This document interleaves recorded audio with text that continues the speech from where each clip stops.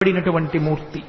అటువంటి మహానుభావుడు ఏ చేతితో దశావతారాలలో ఉద్ధరించాడో ఆ స్వామి దర్శనమే దశావతార దర్శనము.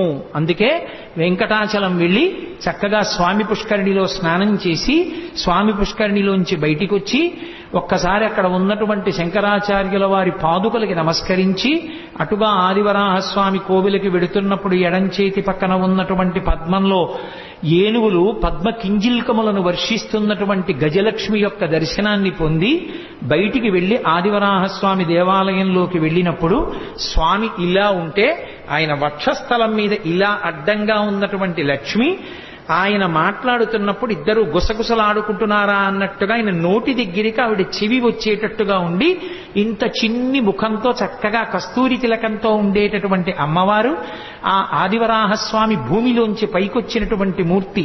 ఆ ఆదివరాహస్వామి దర్శనం